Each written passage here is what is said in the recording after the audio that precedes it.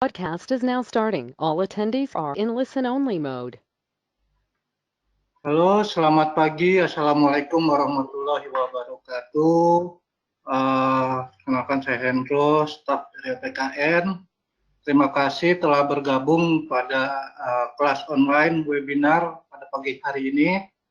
Pada pagi hari ini tema kita atau pembahasan kita ialah bincang atau sharing seputar panitia peneliti pelaksanaan kontrak pada pekerjaan konstruksi. Yang alhamdulillah pada pagi hari ini sudah hadir juga Pak Ade Kristianto sebagai pembicara. Mungkin saya persilakan langsung saja Pak ya. Ya, silakan Pak Ade. Ya, terima kasih Pak Hendro atas kesempatannya. Selamat siang teman-teman semua, rekan-rekan pengadaan yang ada di lewat online ya kita ini. Saya baru pertama kali nih jadi presenter nih. Suara kayaknya jelas aja ya Pak Hendro ya? Jelas Pak, jelas. Oh ya, siap. Oke, artinya koneksi nggak ada masalah. Kadang-kadang sih, seringkali kan di webinar kan koneksinya yang putus-putus ya. Kadang-kadang saya di sini nggak nyadarin kalau ininya ini. Ya, saya mau nyapa teman-teman dulu nih. Kayaknya ada Pak senior-senior saya juga di sini yang ikut. Ini ada Pak Suharsono, Pak Bambang Suharsono yang dari Surabaya nih. Ada Pak ini juga, Pak siapa namanya? Pak Surya Miharja dari Papua. Ada juga Pak Toto Setiawan nih yang dari Wakatobi. Selamat siang Bapak semua. Di sini saya bukan ini sih. Saya lebih ke sharingnya ya dari sisi Pak. Bagaimana sih panitia pelaksanaan kontrak ini nanti? Mungkin saya mulai aja ya. Ini masih screen-nya masih pause ya. Nah, ini. Oke. Kenalkan, nama saya Ade Kristianto. Saya bekerja di Universitas Palangkaraya, Kalimantan Tengah. Pendidikan Sarjana Teknik Mesin, Luka Petra, dan juga sekarang jadi mahasiswa MAP Magister Administrasi Publik di Universitas Muhammadiyah Palangkaraya. Untuk sertifikasi bisa Bapak Ibu baca. Saya juga sebagai fasilitator, saya juga sebagai Japung VBJ. Kebetulan saya udah punya kompetensi jenjang muda. Dan yang terakhir saya juga ada sertifikat CCFS atau sertifikat kontrak manajemen spesialis LSP PI BNSP. Pengalaman saya pernah menjadi pejabat pengadaan, Pokja pemilihan, ketua ULP juga puji Tuhan, tim pendukung PPK, panitia peneliti pelaksanaan kontrak, dan yang terakhir ini kebetulan ada SK dari deputi setelah beberapa kali ikut workshop pelatihan ahli kontrak ditetapkan sebagai tim pendamping kontrak LKPP. Di organisasi saya ada 2 organisasi yang saya ikut tempat berkembang, yaitu Ikatan Fungsional Pengadaan atau IFI sebagai Japung VBJ, saya di situ, dan juga Forum Ahli Kontrak Pemerintah Indonesia atau FAKFI. Ini selanjutnya. Kita masuk. Ini yang sering jadi pertanyaan buat kita semua. Apa sih peneliti pelaksanaan kontrak, Bapak Ibu? Ini sering apa sih tugasnya? Apa sih yang harus dilakukan oleh panitia peneliti kontrak? Sejak kapan dia ditugaskan? Dan siapa sih yang menugaskan panitia peneliti pelaksanaan kontrak? Dan mengapa harus ada panitia peneliti pelaksanaan kontrak?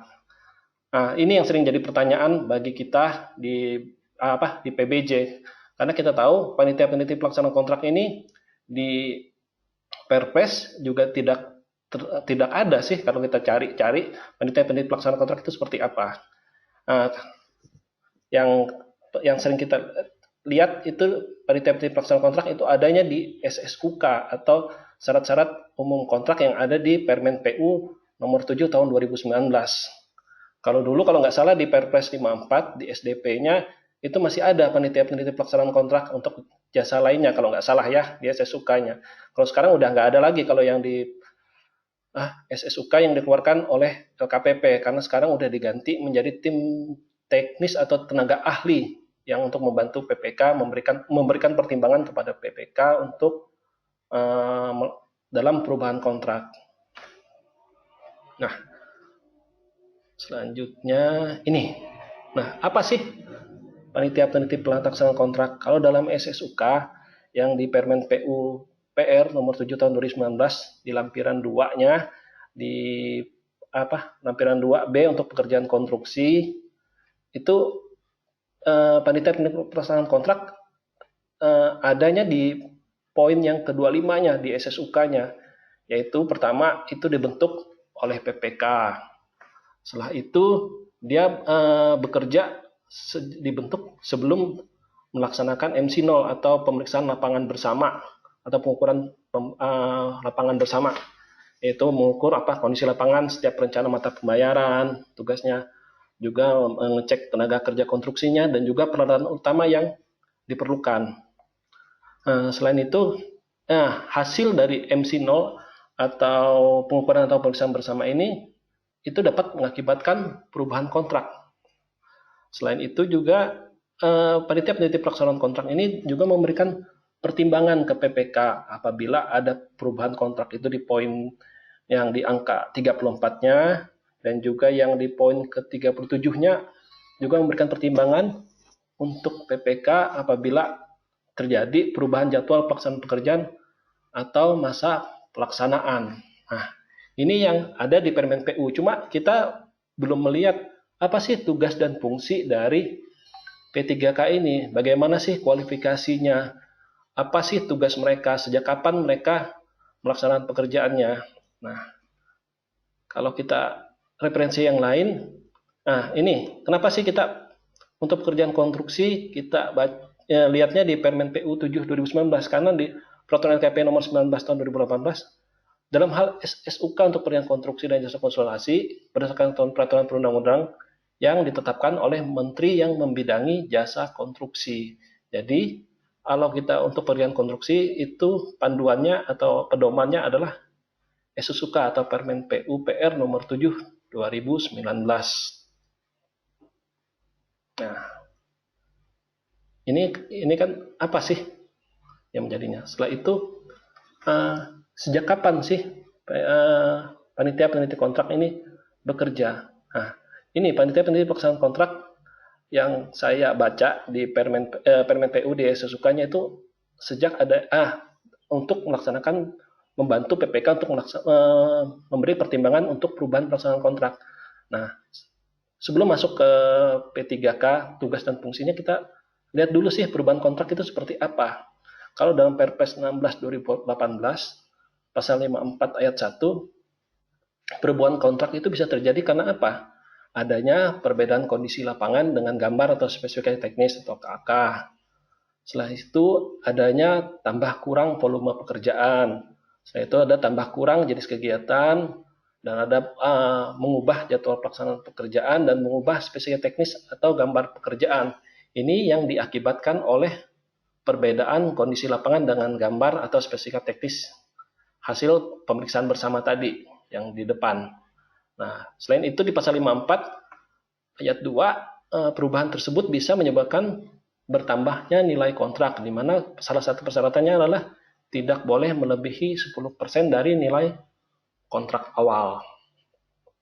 Nah, sedangkan dalam SSUK yang ada di Permen PU 7 2019 ini lebih lengkap lagi Bapak Ibu. Jadi perubahan kontrak itu bisa disebabkan oleh 4 hal. Ada karena perubahan pekerjaan, ada karena perubahan kontrak, perubahan jadwal, pelaksanaan pekerjaan dan atau masa pelaksanaan, dan juga ada masalah administrasi. Oh ya, ini ada pertanyaan ya Pak. Ini kalau saya lihat, oh bukan ya, nggak cuma chatnya aja. Mohon maaf ya, saya sambil baru belajar nih, jadi kayaknya kok ada pertanyaan, ternyata nggak cuma kuesioner dari dari Pak Endro ya, kayaknya materinya udah bisa di-download ya. Mungkin Bapak Ibu kalau ada yang kurang jelas atau ada yang mau ditanyakan, mungkin langsung bisa angkat tangan ya Pak Hendro ya. Jadi biar nanti bisa diskusi aja kita langsung bisa angkat tangan, nanti saya buka audionya buat dibuka mikrofon audionya nanti ya. Nanti mungkin bisa langsung saya buka aja. Jadi mungkin di sini saya nggak menyampaikan seluruhnya ya, mungkin cuma poin-poinnya aja. Bapak Ibu bisa lihat di slide yang sudah di-share nanti. Mungkin kalau ada yang pertanyaan bisa langsung angkat tangan aja, nanti biar saya buka line ininya. Biar kita bisa diskusi lah. Ya, saya lanjutkan ya. Ini. perubahan pekerjaan, perubahan harga kontrak, masalah, dan juga adanya masalah administrasi. Nah, kalau perubahan pekerjaan itu tadi yang di depan bisa terjadi karena perbedaan kondisi lapangan. Dia bisa menyebabkan tambah kurang volume, jenis kegiatan pekerjaan, mengubah spek teknis dan gambar pekerjaan, serta mengubah jadwal pelaksanaan pekerjaan. Nah, bisa juga perubahan pekerjaan itu disebabkan oleh apa? Perintah perubahan dari PPK, yaitu untuk 3 hal ini, untuk perintah perubahan untuk jenis kegiatan, setelah itu perintah perubahan untuk mengubah spek teknisnya, dan juga perintah perubahan dari PPK untuk mengubah jadwal pelaksanaan pekerjaan. Nah, perubahan pekerjaan ini di depan ini bisa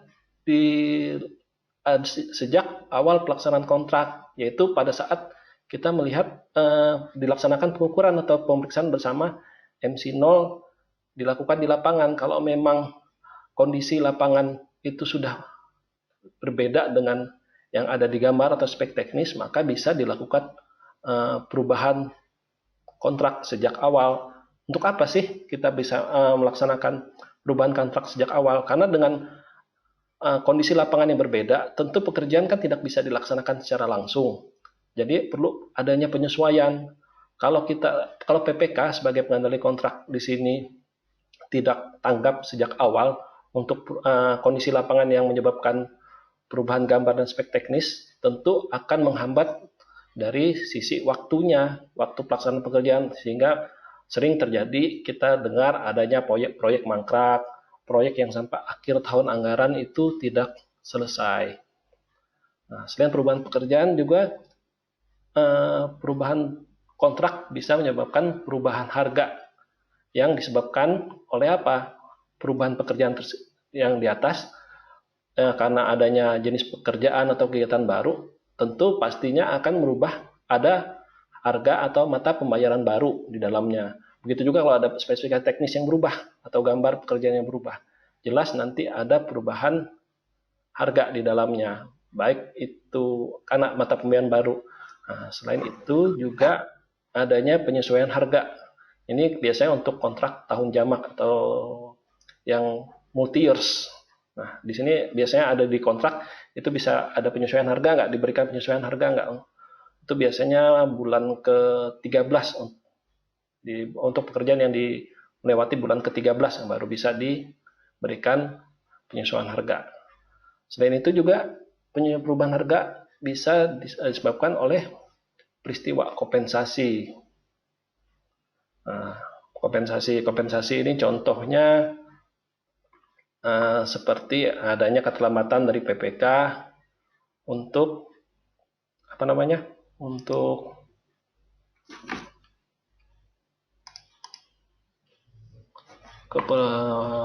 PPK untuk memberikan perintah atau memberikan gambar. Setelah itu adanya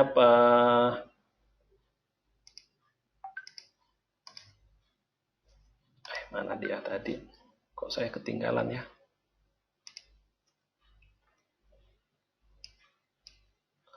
Adanya keterlambatan pembayaran uang muka atau termin yang dilakukan oleh PPK, sehingga apa? Penyedia tidak bisa melaksanakan atau melakukan mobilisasi alat. Karena apa? Karena bukan mobilisasi alat untuk membeli bahan dan lain-lain, karena keterlambatan pembayaran uang muka atau keterlambatan termin, sehingga menghambat dari cash flow dari penyedia.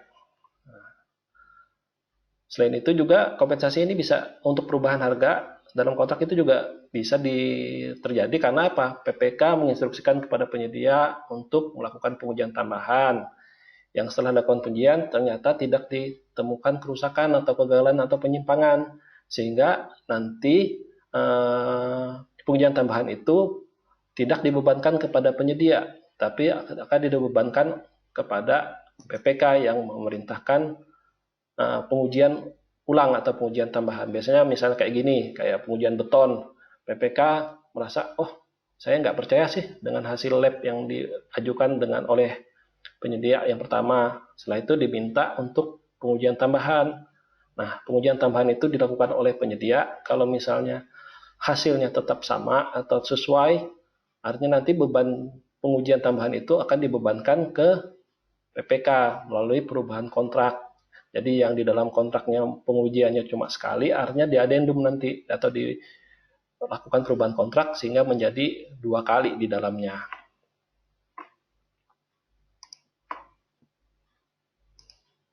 Nah, ini penyesuaian harga ya. Setelah itu adanya perubahan jadwal pelaksanaan pekerjaan. Itu perubahan jadwal itu disebabkan oleh perubahan pekerjaan. Setelah itu adanya peristiwa kompensasi dan juga ada perpanjangan masa pelaksanaan. Nah, kalau perpanjangan masa pelaksanaan ini bisa disebabkan keadaan kahar, perubahan pekerjaan dan juga peristiwa kompensasi. Nah, kebanyakan kalau di kontrak pemerintah untuk perubahan harga akibat kompensasi ini jarang terjadi ya Bapak Ibu ya. Karena kita biasanya nggak mau, negara nggak boleh rugi sih katanya. Kalau penyedia biasanya cuma dikasih kompensasinya berupa penambahan waktu untuk melaksanakan pekerjaan, bukan di perubahan harga kontrak. Kenapa? Karena anggaran kita biasanya susah untuk dilakukan revisi kalau pagu anggarannya tidak tersedia untuk paket pekerjaan tersebut. Nah, selain itu perubahan kontrak juga bisa disebabkan oleh masalah administrasi, Bapak Ibu. Contohnya kayak perubahan PPK, penggantian PPK, adanya penggantian direktur atau pejabat yang menandatangani kontrak, atau perubahan alamat atau perubahan yang lainnya yang berhubungan dengan masalah administrasi. Nah, kapan sih P3K atau panitia peneliti pelaksanaan kontrak ini mulai bertugas? Nah, kalau di SUSUKA yang tadi saya sampaikan di Permen PU PR 7 tahun 2019 itu dia ditugaskan sebelum pengukuran atau pemeriksaan bersama atau MC0 itu udah dibentuk dulu sama PA atau KPA untuk membantu PPK dan juga pengawas pekerjaan dan penyedia untuk pengukuran atau pemeriksaan bersama di lapangan sebelum serah terima lokasi. Setelah itu kalau di Permen PU itu PPK P3K juga saat PPK meminta pertimbangan dalam perubahan kontrak. Contohnya yaitu PPK meminta pertimbangan dalam perubahan pelaksanaan pekerjaan dan atau masa pelaksanaannya. Untuk hal lainnya juga mungkin bisa PPK meminta pertimbangan untuk perubahan kontraknya, seperti adanya mata pembayaran baru dan lain-lain. Nah, kalau di SE Dirjen, ini di SE Dirjen Bina Marga ini tentang perubahan kontrak yang nomor 2 tahun 2016 itu P3K lebih rinci lagi tugasnya. Jadi dia melakukan peninjauan ke lokasi pekerjaan. Tapi itu biasanya apabila diperlukan kalau sudah laporan dari PPK ke Satkernya sudah sudah clear, jadi tidak perlu peninjauan lagi. Pengukuran dan lain-lain data-datanya sudah lengkap, itu nggak perlu lagi dilakukan peninjauan ke lapangan. Tapi kalau misalnya P3K merasa masih memerlukan peninjauan ke lokasi agar mereka benar-benar percaya, maka dilakukan peninjauan ke lokasi pekerjaan. Nah, dan kapan sih mereka melakukan P3K ini? Kalau di SE Dirjen Bina Marga itu dia melakukan pembahasan usulan atau perubahan kontrak dari PPK bersama-sama dengan pengawas pekerjaan, penyedia jasa, dan juga unsur perencanaan. Dan juga mereka bekerja saat apa? Ada negosiasi harga satuan untuk mata pembayaran baru. Selanjutnya, siapa sih P3K ini?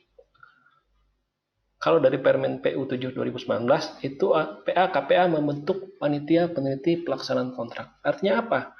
Panitia peneliti pelaksanaan kontrak di sini adalah tim teknis yang dibentuk oleh PA KPA. Kenapa? Dalam Perpres 16 2018 PA atau KPA bisa membentuk tim teknis karena dia di sini bertugas untuk membantu. PA KPA artinya panitia peneliti pelaksanaan kontrak di sini adalah tim teknis yang ada di dalam Perpres 16 2018. Sedangkan di SE Dirjen Bina Marga nomor 2 tahun 2016 tentang prosedur standar pelaksanaan perubahan kontrak atau adendum, panitia peneliti pelaksanaan kontrak ini itu ditugaskan oleh Kepala Satuan Kerja untuk melakukan pembahasan usulan perubahan dari PPK bersama dengan unsur-unsur pihak terkait. Nah, di sini saya tanya ke beberapa senior yang ada di Dinas Pekerjaan Umum dan juga di PUPR, di Dirjen Bina Marga, Kepala Satuan Kerja di sini dia bertugas juga sebagai KPA di dalam Dirjen Bina Marga. Jadi artinya apa? Artinya clear bahwa panitia pelaksanaan kontrak ini adalah tim teknis yang dibentuk oleh PA KPA atau Kepala Satker. Kalau di tempat Bapak Ibu yang di OPD, biasanya PA-nya kan Kepala Satkernya atau Kepala OPD-nya. Begitu juga kan dengan seperti kami di Universitas Palangkaraya yang menjadi KPA-nya adalah rektornya. Makanya di sini Kepala Satuan Kerja ini dia bertugas juga sebagai bukan bertugas sih, juga berlaku sebagai KPA-nya di Dirjen Bina Marganya. Nah, siapa sih KSM? Apa sih tugasnya dari P3K ini? Nah, sebelum tahu apa sih kalau kita bicara siapa sih yang bisa menjabat sebagai panitia pelaksanaan kontrak, kita juga tentunya harus tahu tugasnya seperti apa. Dengan kita tahu tugasnya seperti apa, artinya kita bisa mengetahui kompetensi apa sih yang harus dipenuhi dari P3K ini. Nah, kalau dari SE Dirjen Bina Marga nomor 2 ini, panitia pelaksanaan kontrak itu bertugas untuk apa? Melaksanakan pembahasan usulan perubahan kontrak dari PPK, itu bersama-sama dengan pengawas pekerjaan, penyedia jasa, dan juga unsur perencanaan. Selain itu, dia juga bisa melakukan peninjauan ke lokasi pekerjaan atau mutual check atau MC. Biasanya ini apabila diperlukan kalau data-data yang dari usulan perubahan kontrak atau justifikasi teknisnya atau laporan lapangannya itu masih belum bisa mengcover dari permintaan dari panitia pelaksanaan kontrak untuk membahas perubahan kontraknya tadi. Selain itu, dia juga bertugas untuk melakukan negosiasi harga untuk mata pembayaran baru. Tambah lagi, dia juga membuat dan melaporkan hasil pembahasan usulan perubahan kontrak kepada Kepala Satker yang menugaskan P3K itu. Artinya dia setelah menyusun melakukan pembahasan usulan, melakukan peninjauan lokasi pekerjaan, dan melakukan negosiasi harga. Hasilnya ini dibuat laporan sebagai laporan hasil pembahasannya kepada Kepala Satker sebagai pertimbangan Kepala Satker untuk menyetujui atau tidaknya dari usulan perubahan kontrak dari PPK.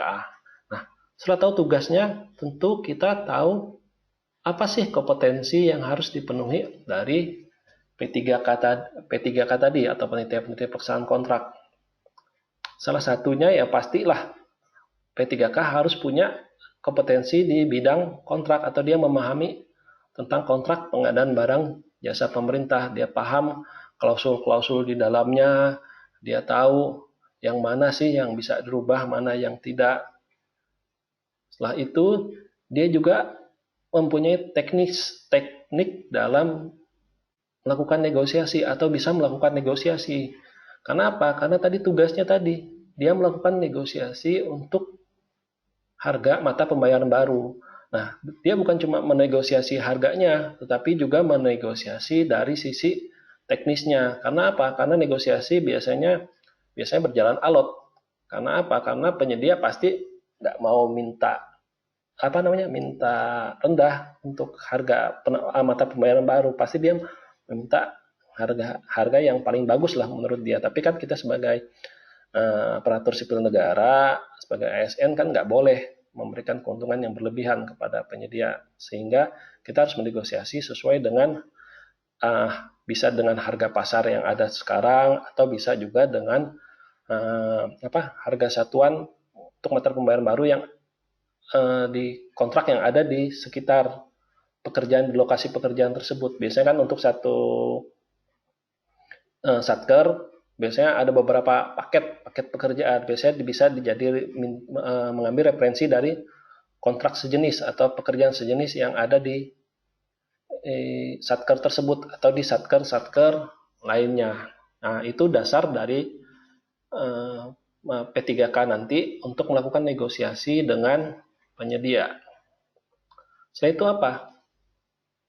Selain melakukan negosiasi, artinya P3K ini juga paham atau mengerti akan substansi pekerjaan yang akan dia bantu melaksanakan penelitian, bantu untuk melaksanakan penelitian pelaksanaan kontraknya. Dia kalau pekerjaan sipil, di arsitektur, artinya dia juga harus mengerti atau orang yang ahli di bidang arsitektur atau ahli arsitektur sesuai dengan apa bisa berdasarkan keahliannya atau dari pendidikannya. Selain itu dia juga harus memahami proses pengadaan barang jasa pemerintah. Nah, di sini dia harus paham apa prinsip-prinsip dari pengadaan barang jasa pemerintah paling tidak. Dia paham tentang efisiensi, efektivitas, dan juga tentang tujuan dari proses pengadaan barang jasa tersebut. Karena apa? Dalam suatu negosiasi, kalau dia tidak memahami tujuan dari pengadaan barang jasa pemerintah, yaitu tepat waktu, mutu, biaya, dan juga lokasi, seringkali negosiasi kalau sudah mengalami deadlock atau mengalami mengalami jalan buntu, biasanya kita harus mencari win-win solution atau apa yang menjadi nilai lebih untuk pemerintah nantinya. Nah, ini kenapa sih PPK tidak bisa langsung melaksanakan perubahan kontrak? Kenapa sih PPK? Karena apa? Karena kita lihat kan kalau kita lihat dari kontrak, yang dapat merubah kontrak seharusnya PPK. Kenapa kalau kita lihat di SE Dirjen Bina Marga tadi bahwa apa? Harus minta pertimbangan ke kepala satkernya terlebih dahulu, harus diteliti oleh panitia peneliti pelaksanaan kontrak. Kenapa nggak cukup PPK yang orangnya berkontrak, PPK dengan pengawas lapangan, dengan unsur perencanaan, dengan penyedia langsung melakukan perubahan kontrak. Ternyata di SE Dirjen Bina Marga nomor 2 tahun 2016 tentang prosedur pelaksanaan perubahan kontrak, itu dijelaskan bahwa kewenangan PPK dalam perubahan kontrak itu ada 4. Yang pertama itu 1, targetnya tidak berkurang. Yang kedua, tidak ada perubahan desain dan mata pembayaran baru. Yang ketiga, jangka waktu pelaksananya tetap. Yang keempat, nilai kontraknya tetap, termasuk dengan adanya pergeseran antar perkiraan kuantitas mata pembayaran. Artinya apa? Di sini PPK di Dirjen Bina Marga itu hanya bisa mempunyai kewenangan dalam perubahan kontrak untuk pekerjaan tambah kurang saja, untuk pertambahan tambah kurang di sisi volumenya saja, tanpa ada perubahan nilai kontrak, jangka waktunya tidak berubah, nggak ada perubahan desain dan mata pembayaran baru, serta tidak ada pengurangan dari targetnya. Nah, kalau kita lihat pembagian kewenangannya di SE Dirjen Bina Marga, jelas bahwa ini pembagian kewenangannya. Nah, kalau ada perubahan desain, ada perubahan mata pembayaran baru, serta ada penambahan nilai kontrak, itu yang lebih dari yang sampai dengan 10%, dan pagu kegiatannya tersedia, itu PPK harus meminta persetujuan dari kepala satkernya. Nah, kalau ada penambahan nilai kontrak, tetapi tetap di bawah 10%, tapi pagu kegiatan tersebut tidak tersedia. Nah, atau pagu dari kegiatan lainnya tersedia yang bisa digeser ke pagu kegiatan tersebut, itu bukan kewenangan kepala satker lagi, tapi nanti kewenangannya dari kepala balai. Jadi pimpinan dari kepala satkernya lagi. Selain itu juga untuk penambahan jangka waktu pelaksanaan. Nah, penambahan jangka waktu pelaksanaan itu bukan kepala satker juga yang mempunyai kewenangan, tapi sudah kewenangan dari kepala balai. Nah, kalau targetnya berkurang, meminta persetujuan lagi yang lebih tinggi lagi, yaitu di Dirjen Bina Marganya atau Direktur Jenderal Bina Marganya. Nah, di sini kita lihat, kenapa sih adanya pembagian kewenangan di sini? Kenapa nggak PPK saja yang bisa melakukan perubahan kontrak? Kenapa harus minta izin kepala Satker? Kenapa harus minta izin kepala balai? Malah kalau targetnya berkurang harus izin ke Dirjen Bina Marga. Kalau di sini coba saya mau coba kupas lebih lanjut. Kenapa sih kewenangannya tidak cukup di PPK? Kenapa harus ke PA atau ke KPA atau ke ke pejabat yang lebih tinggi lagi? Nah, coba kalau kita lihat yang skupnya lebih kecil lagi atau skupnya lebih sempit lagi, atau di Perpres 16 2018, ini loh, PPK, KPA atau PPK itu ada namanya check and balance. Jadi ada ada PPK dengan PA KPA juga harus mengawasi pekerjaan dari PPK, dan PPK juga punya kewenangan yang terbatas. Apa sih kewenangan dari PPK? Apa sih kewenangan dari PA KPA? Kita lihat di sini. Kita lihat kewenangannya dulu. Kenapa ada check and balance? Ini kalau kita lihat dari PP 45 atau tentang tata cara pengelolaan APBN, itu PA-KPA punya tugas untuk menyusun DIPA, menetapkan perencanaan pelaksanaan kegiatan, penarikan dana, memberikan supervisi, dan konsultasi. Kalau di Perpres 9 tentang pengadaan barang jasa, itu dia menetapkan perencanaan pengadaan, menetapkan dan mengumumkan RUP. Nah, di sini menyusun DIPA ini hubungannya dengan apa tadi? Pagu anggaran tadi. Artinya yang punya kewenangan untuk permasalahan anggaran, ada penambahan nilai kontrak tadi, itu harus dengan persetujuan PA KPA. Nah, selain itu juga perencanaan pengadaan. Kenapa ini saya angkat perencanaan pengadaan? Kenapa? Karena walaupun PPK yang nyusun perencanaan pengadaannya, ternyata yang menetapkan perencanaan pengadaan jadi kayak seperti waktu pemanfaatannya, spesifikasi teknisnya dari pekerjaan konstruksi tersebut, setelah itu waktu pelaksanaan atau rencana anggaran biaya yang menyusun pagu anggaran, itu yang menetapkannya adalah PA KPA. Sehingga apa? Sehingga PPK sebagai pihak yang mengendalikan kontrak untuk hal-hal tersebut seperti penambahan anggaran apabila nilai kontraknya melebihi nilai pagu, artinya harus minta izin atau mengusulkan kepada PA KPA terlebih dahulu.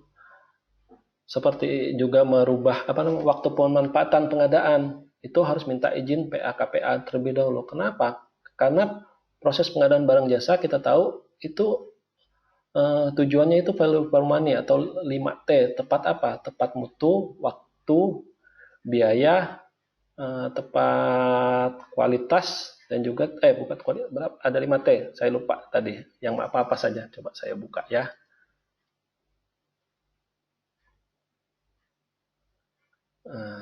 Mutu, waktu,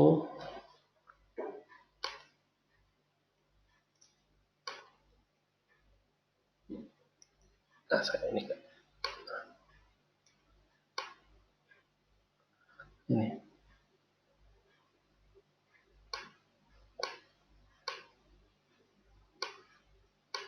mutu, waktu, dan lain-lain tadi mutu, tadi perencanaan pengadaan mutu, waktu, juga pemanfaatannya. Nah, setelah itu perencanaan pengadaan mengusulkan, ini pasal 11 itu mengusulkan perubahan jadwal kegiatan dan mengendalikan pelaksanaan kontrak.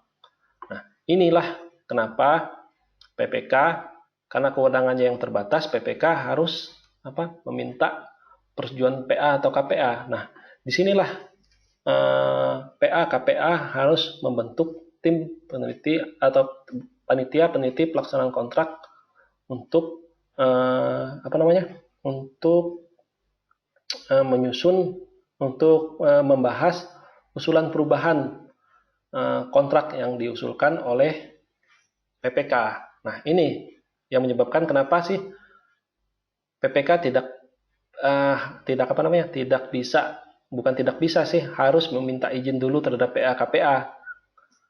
Dan juga PA-KPA kenapa sih harus membentuk panitia peneliti pelaksanaan kontrak, karena hal tersebut bahwa apa? Perencanaan pengadaan itu yang ditetapkan kan PA-KPA, menyusun anggaran juga PA-KPA, dan juga sering terjadi kayak gini.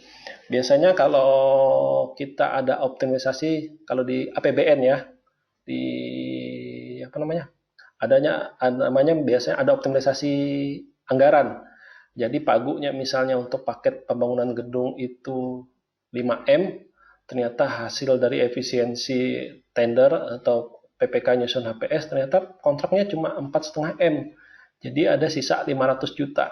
Nah, biasanya optimalisasi dari anggaran itu bisa digeser ke paket pekerjaan lainnya. Misalnya ada paket pekerjaan lain yang memerlukan penambahan anggaran. Kenapa? Karena adanya perubahan kontrak tadi, yang sehingga kontraknya perlu ditambah, sedangkan pagu anggaran yang nggak ada, jadi dia bisa ngambil dari kegiatan lainnya. Nah, yang punya kewenangan itu tentunya bukan PPK, tetapi PA-KPA yang punya kewenangan dalam penyusunan DIPA-nya. Nah, seperti itu, Bapak Ibu. Kenapa harus kalau ada perubahan anggaran, ada perubahan nilai kontrak, itu minta izin, meminta persetujuan dari PA-KPA terlebih dahulu. Karena kadang-kadang juga bukan karena dia menambah anggaran, tetapi kadang-kadang karena adanya optimalisasi, kontrak itu sudah dilaporkan kalau kita di APBN itu kan sudah dilaporkan ke SPAN.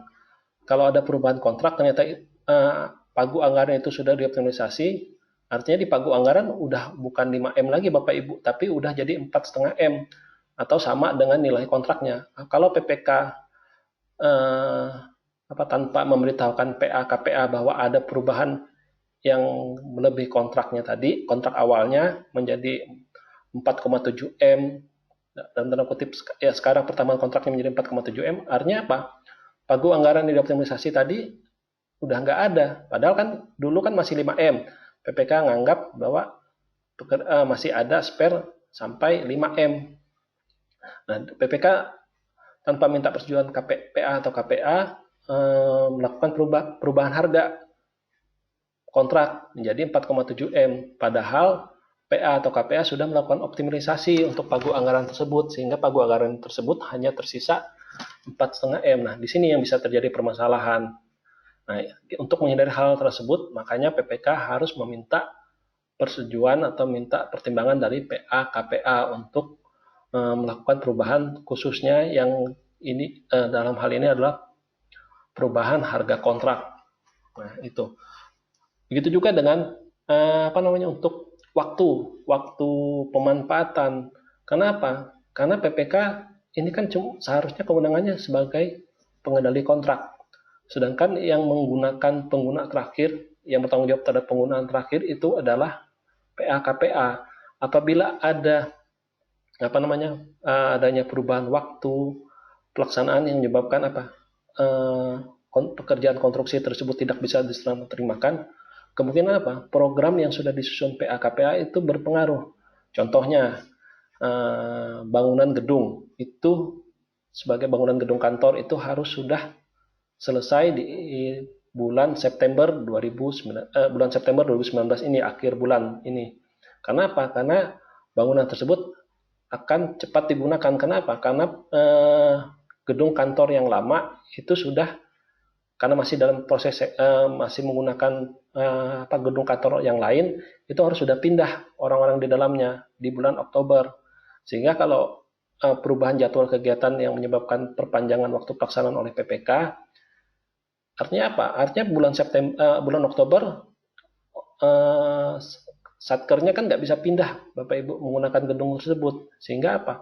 Sehingga menambah biaya untuk operasional, untuk sewa dan lain-lain. Mungkin kan biasanya kan ada yang sewa gedung, sehingga kalau misalnya gedungnya belum selesai, artinya ada penambahan anggaran atau program di PA-KPA yang menjadi beban PA-KPA. Nah, selanjutnya, bagaimana?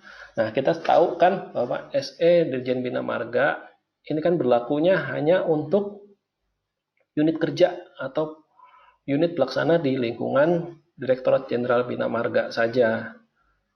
Nah, gimana sih untuk KLPD yang nggak punya yang di luar Jenderal Bina Marga?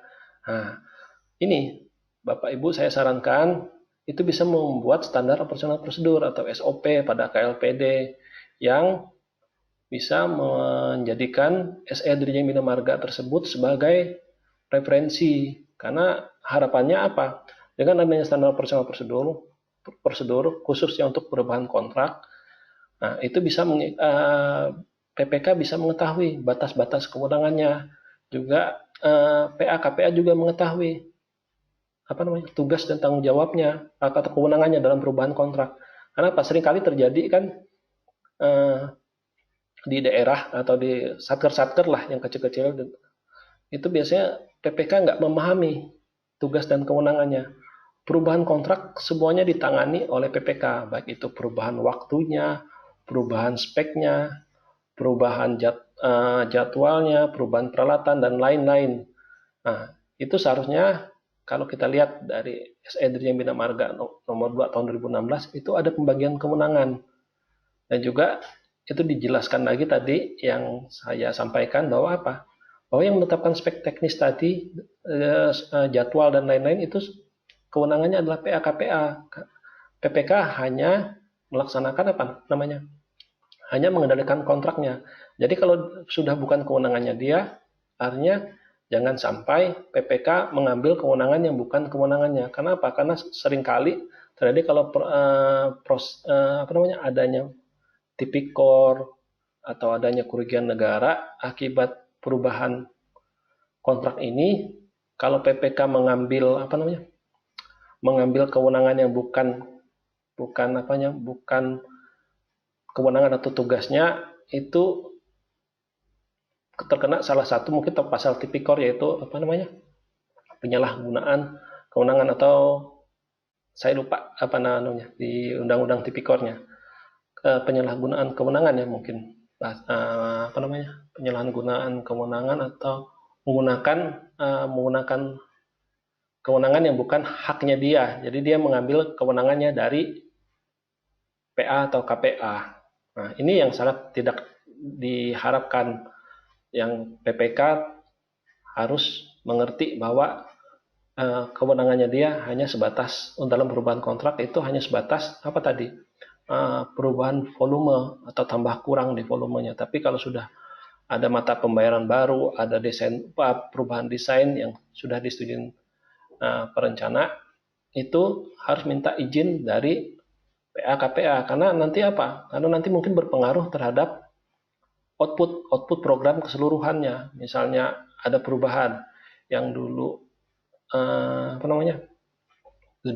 gedungnya, jangan sampai nanti ada perubahan fungsi, maksudnya contohnya gedung aulanya, kita bangun gedung aula seharusnya luasnya 5.000 meter persegi, tapi karena kondisi lapangan ternyata nggak bisa dibangun sampai 500.000 meter persegi karena terbatas.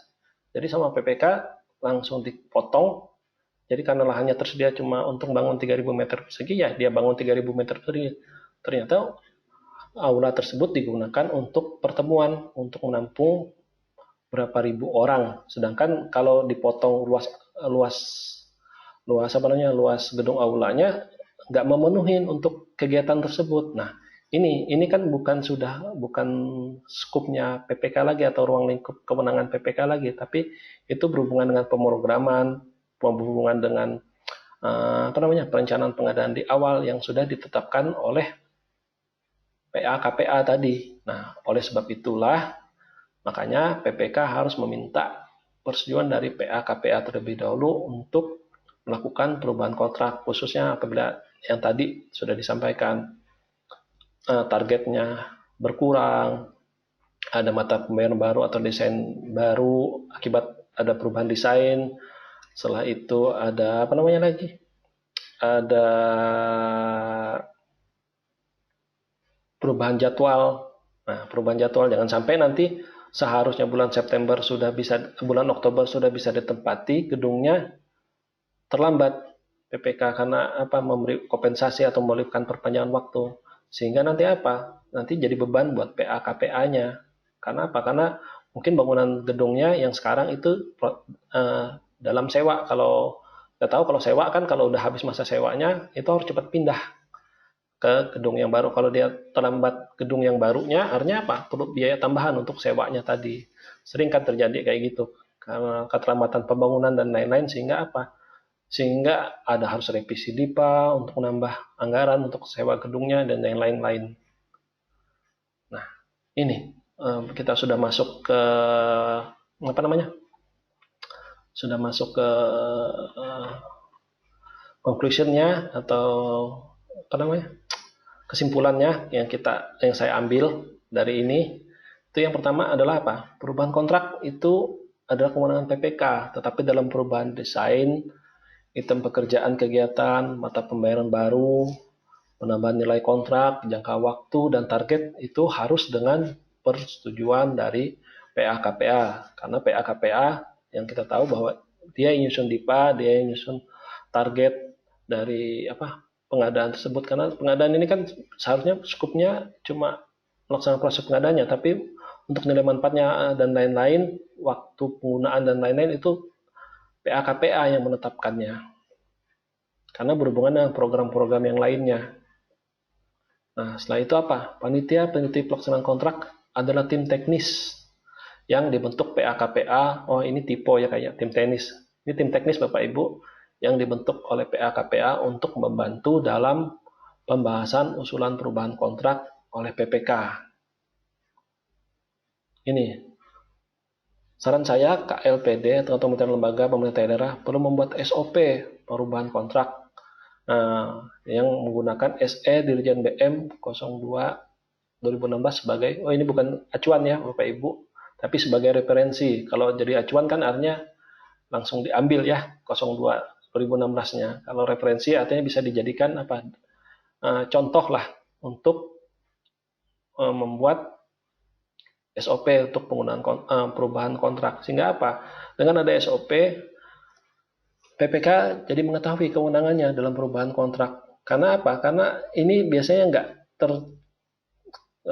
tertulis secara langsung di dalam peraturan dan juga tidak tertulis secara langsung di dalam SSUK atau syarat-syarat umum kontrak. Karena ini perlu pemahaman dari PPK. Nah, mungkin sampai di sini